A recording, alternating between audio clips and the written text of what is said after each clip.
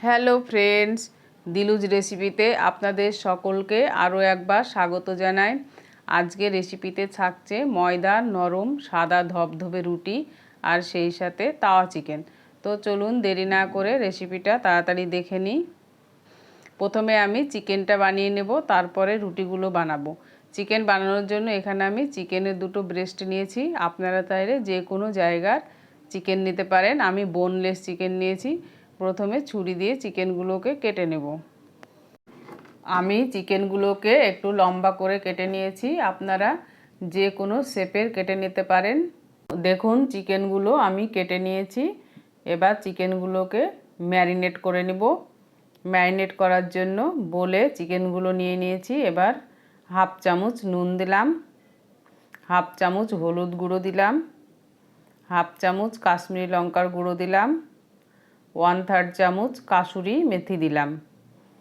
সমস্ত উপকরণগুলোকে হাত দিয়ে মাংসর সাথে খুব ভালো করে মাখিয়ে নিতে হবে।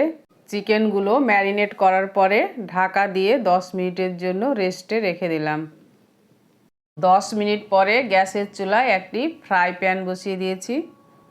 এখানে যেহেতু আমি তাওয়া চিকেন রান্না করব, তাই তাওয়াটা হলে খুবই ভালো হয়।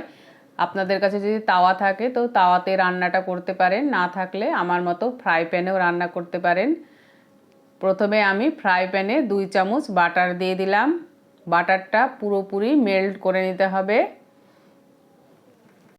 বাটার পুরোপুরি মেল্ট হয়ে গেছে। এবার আমি ম্যারিনেট করা চিকেনগুলোকে প্যানে দিয়ে দিলাম। তাওয়া চিকেন হাই ফ্লেমে রান্না করতে হয়। এই সময় গ্যাসের ফ্লেমটা হাইতে দিয়ে চিকেনগুলোকে আমি লাল লাল করে ভেজে নিব।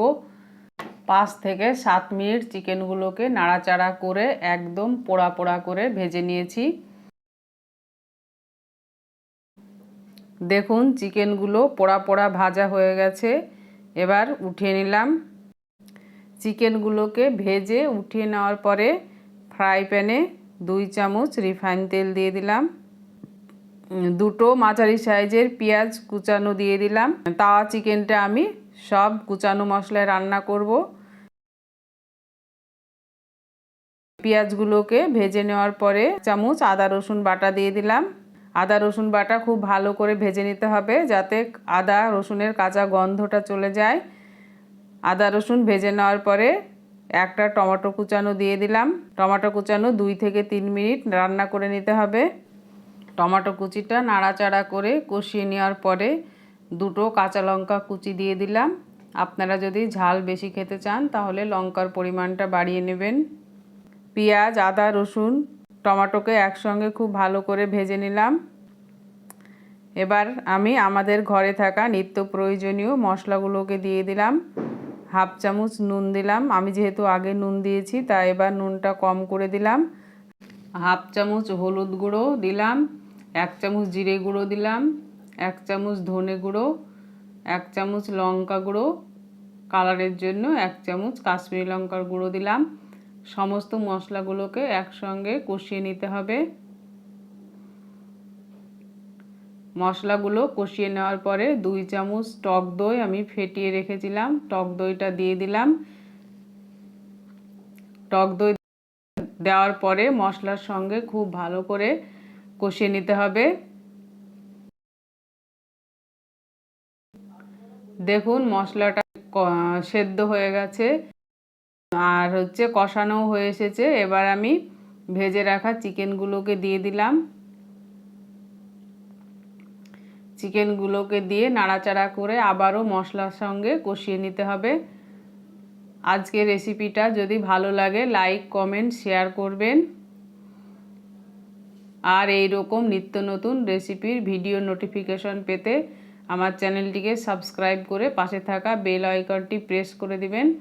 চিকেনগুলো কষিয়ে নেওয়ার পরে ঢাকা দিয়ে 5 মিনিট রান্না করে নেব। দেখুন 5 মিনিট পরে চিকেনগুলো রান্না হয়ে এসেছে।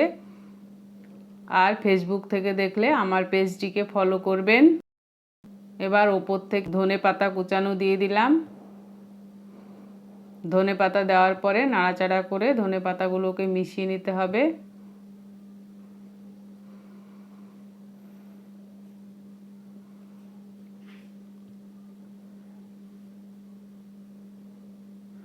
ধনেপাতা মেশানোর পরে ওপর থেকে গরম মশলার গুঁড়ো ছড়িয়ে দিলাম। দেখুন আমাদের তাওয়া চিকেন রান্না রেডি। এবার আমি ময়দা রুটিটা বানাবো, সেই জন্য একটা বাটি বসিয়ে দিয়েছি। বাটিতে আমি 1.5 কাপ জল দিলাম,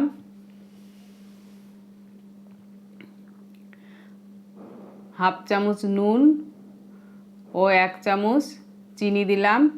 জলটা ফুটে উঠলে আমি 1.5 কাপ জলের জন্য 1.5 কাপ ময়দা নিয়েছি, ময়দাগুলো দিয়ে দিলাম। এই সময় গ্যাসের ফ্লেমটা 0-তে করে রাখতে হবে, নাহলে ময়দাগুলো দলা পাকিয়ে যাবে।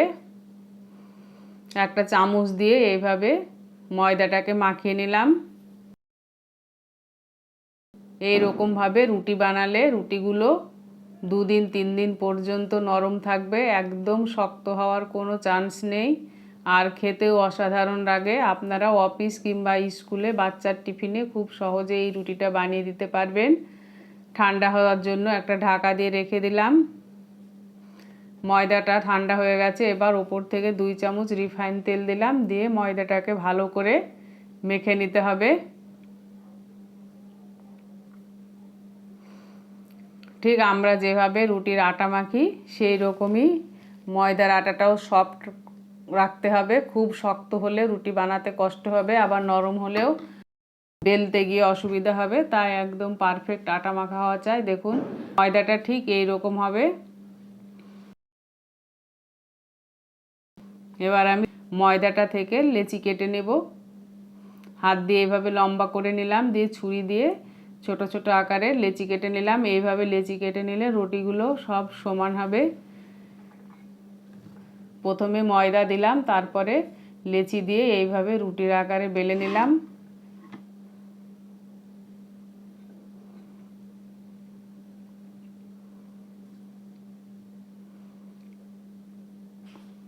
দেখুন রুটিটা একদম আমি পাতলা করে বেলে নিচ্ছি। যত পাতলা করে বেলে নেবেন খেতে ততটাই ভালো লাগবে। দেখুন এইরকম পাতলা হয়েছে। এইভাবে আর একটা রুটিও আমি একই রকমভাবে বেলে নিলাম। রুটিগুলো বেলে নেওয়ার পরে একটা একটা করেও সেঁকে নিতে পারেন, আবার একসঙ্গে 4-5টাও দিয়ে সেঁকতে পারেন। দেখুন সব কটা রুটি বেলে নেওয়া হয়ে গেছে। আমি কিন্তু রুটিগুলো একটা একটা করেই সেঁকে নেব। গ্যাসের চুলায় তাওয়া বসিয়ে দিয়েছি। তাওয়াটা গরম হয়ে উঠলে আমি একটা রুটি দিয়ে দিলাম। রুটির অপর পিঠটা উল্টে দিলাম। গ্যাসের ফ্লেমটা কিন্তু মিডিয়ামে রাখতে হবে, হাইতে দিলে রুটিগুলো পুড়ে যাবে। দেখুন এই পিঠটাও সেঁকা হয়ে গেছে। এবার আমি একটা ছাঁকনিতে দিয়ে রুটিটাকে ফুলিয়ে নেব। দেখুন কত তাড়াতাড়ি এবং কত সহজে রুটিটা ফুলে উঠেছে। আবারও আর একটা রুটি দিয়ে দিলাম।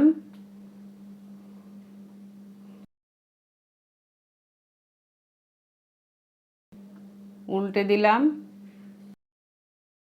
এরকমভাবে রুটিগুলো সেঁকে নিলে প্রতিটা রুটি বেলুনের মতো ফুলবে আর দেখতেও ভালো লাগবে।